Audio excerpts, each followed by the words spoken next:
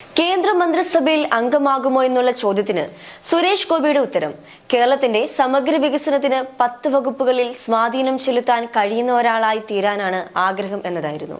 എംപിയായി party ആസ്ഥാനത്ത് എത്തിയിട്ടും മന്ത്രിസഭാ രൂപവത്കരണ ചർച്ചകൾ പുരോഗമിക്കുന്നതിനിടെ അദ്ദേഹം നാട്ടിലേക്ക് മടങ്ങിയിരുന്നു. മന്ത്രിയാകാതിരിക്കാൻ അദ്ദേഹത്തിന് കാരണമുണ്ടായിരുന്നു. 2 വർഷത്തിനിടെ പൂർത്തിയാക്കാൻ 7-ലധികം സിനിമകൾ ഉണ്ടെന്നതായിരുന്നു പ്രധാനം. താൻ പലരോടായി വാഗ്ദാനം ചെയ്ത ജനക്ഷേമ സാമൂഹിക പ്രവർത്തനങ്ങൾക്ക് പണം അനിവാര്യമാണെന്നും ആ പണം കണ്ടെത്താൻ അഭിനയം അത്യന്താപേക്ഷിതമാണെന്നും ആയിരുന്നു ഇതിനുള്ള വിശദീകരണം. എന്നാൽ കേരളത്തിലെ സവിശേഷമായ സാഹചര്യത്തിൽ സുരേഷ് ഗോപി നേടിയ വലിയ വിജയത്തിന് അത് തിരിച്ചടിയാകുമെന്ന തിരിച്ചറിവ് BJP നേതൃത്വത്തിൽ ഉണ്ടായി. പ്രധാനമന്ത്രി മോദിക്കാകട്ടെ സുരേഷ് ഗോപിയെ മന്ത്രിസഭയിലേക്ക് എടുക്കാൻ വലിയ താല്പര്യമുണ്ടായിരുന്നു. തുടർന്ന് സത്യപ്രതിജ്ഞാ ചടങ്ങിനായി എത്താൻ പ്രധാനമന്ത്രിയുടെ ഓഫീസിൽ നിന്നും അറിയിപ്പെത്തി. അതിനുശേഷം പ്രധാനമന്ത്രിയും അമിത്ഷായും നേരിട്ട് വിളിച്ച് എത്രയും പെട്ടെന്ന് ന്യൂഡൽഹിയിലേക്ക് എത്താൻ ആവശ്യപ്പെടുകയായിരുന്നു. വിമാനത്താവളത്തിൽ ടിക്കറ്റ് ബുക്ക് ചെയ്തില്ല എന്ന് സുരേഷ് ഗോപി അവരോട് പറഞ്ഞു. എന്നാൽ ചാർട്ടേഡ് വിമാനം ലഭിക്കുമെന്നും എത്രയും വേഗം തയ്യാറാകാനും നിർദ്ദേശം ലഭിച്ചു. അദ്ദേഹത്തിന് ലഭിച്ച മന്ത്രിസ്ഥാനത്തിൽ അതൃപ്തി ഉണ്ടെന്നും മന്ത്രിസ്ഥാനം രാജിവെക്കുമെന്നും അടക്കമുള്ള വാർത്തകൾ സജീവമായിരുന്നു.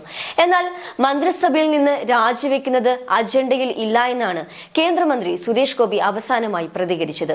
രാജിവെക്കാൻ നീക്കം നടത്തുന്നതായുള്ള റിപ്പോർട്ടുകൾ അദ്ദേഹം തള്ളിക്കളയുകയായിരുന്നു. കേരളത്തിന്റെ വികസനവുമായി ബന്ധപ്പെട്ട രൂപരേഖ തയ്യാറാക്കി കേന്ദ്ര സർക്കാരിന് നൽകും. സിനിമ തന്റെ പാഷനാണെന്ന കാര്യം പ്രധാനമന്ത്രിക്ക് അറിയാം. സിനിമകൾ ചെയ്ത് തീർക്കാനുള്ള പദ്ധതികൾ തന്റെ കൈവശമുണ്ട്.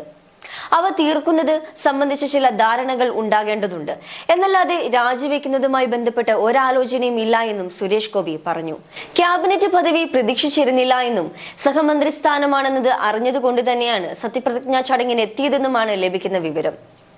സിനിമകൾ പൂർത്തിയാക്കുന്നതിന് വേണ്ടി മന്ത്രിപദത്തിൽ നിന്ന് മാറാൻ സുരേഷ് ഗോപി നീക്കം നടത്തുന്നതായി ചില റിപ്പോർട്ടുകൾ നേരത്തെ പുറത്തു വന്നിരുന്നു. ക്യാബിനറ്റ് മന്ത്രിസ്ഥാനം ലഭിക്കാതെയിരുന്നതിൽ അദ്ദേഹത്തിന് അതൃപ്തിയുണ്ടെന്നും ചില റിപ്പോർട്ടുകൾ ചൂണ്ടിക്കാട്ടിയിരുന്നു. എന്നാൽ ഇത്തരം അഭ്യൂഹങ്ങളെ എല്ലാം തള്ളുകയാണ് ഇപ്പോൾ സുരേഷ് ഗോപി ചെയ്തത്. സിനിമാ തിരക്കുകൾ പറഞ്ഞ് മന്ത്രിസഭയിൽ നിന്ന് ഒഴിയാൻ ശ്രമിച്ച സുരേഷ് ഗോപിക്ക് പൂർണ്ണ പിന്തുണ നൽകിയത് പ്രധാനമന്ത്രി നരേന്ദ്രമോദിയാണെന്നും അദ്ദേഹം പറഞ്ഞു.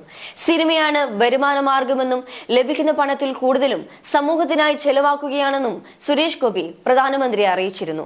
നിലവിൽ ധാരണയായ സിനിമകൾ പൂർത്തിയാക്കാൻ സാഹചര്യം ഒരുക്കാമെന്നും ഡൽഹിയിലേക്ക് ഉടൻ സത്യപ്രതിജ്ഞയ്ക്കായി പുറപ്പെടാനും പ്രധാനമന്ത്രി സുരേഷ് ഗോപിയോട് നിർദ്ദേശിക്കുകയായിരുന്നു.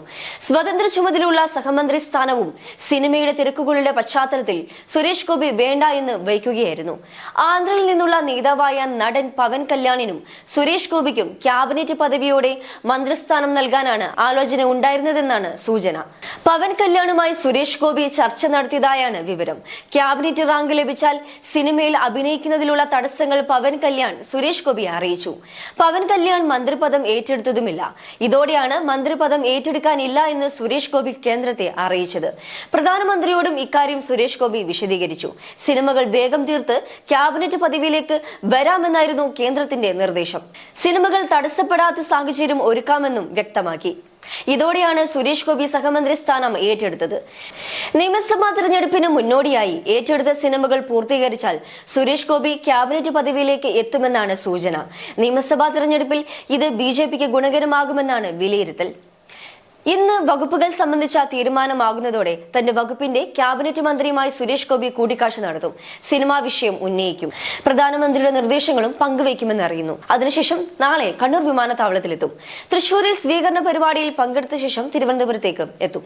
മമ്മൂട്ടി കമ്പനിയുടെ സിനിമ ഗോകുലം മൂവീസ് 100 കോടി രൂപ ചെലവിൽ നിർമ്മിക്കുന്ന ശ്രീപത്മനാഭ സ്വാമിയുമായി ബന്ധപ്പെട്ട സിനിമ, ഷാജി കൈലാസ് സംവിധാനം ചെയ്യുന്ന 2 സിനിമകൾ എന്നിവയാണ് നിലവിൽ ധാരണയിൽ എത്തിയിരിക്കുന്ന പ്രൊജക്ടുകൾ. രാജീവ് അഞ്ചലാണ് ഗോകുലത്തിന്റെ സിനിമ സംവിധാനം ചെയ്യുന്നതെന്നാണ് വിവരം. അതേസമയം ക്യാബിനറ്റ് മന്ത്രിമാർ സിനിമയിൽ അഭിനയിക്കരുതെന്നോ നിലവിലുള്ള ജോലി ചെയ്യരുതെന്നോ ചട്ടമില്ല എന്ന് ലോക്സഭ മുൻ സെക്രട്ടറി ജനറൽ PDT ആചാരി വിശദീകരിച്ചു. വകുപ്പിന്റെ പൂർണ്ണ ചുമതല ഉള്ളതിനാൽ സമാന്തര ജോലികൾ ചെയ്യാൻ സമയം ലഭിക്കാൻ സാധ്യത തീർത്തും വിരളമാണ്.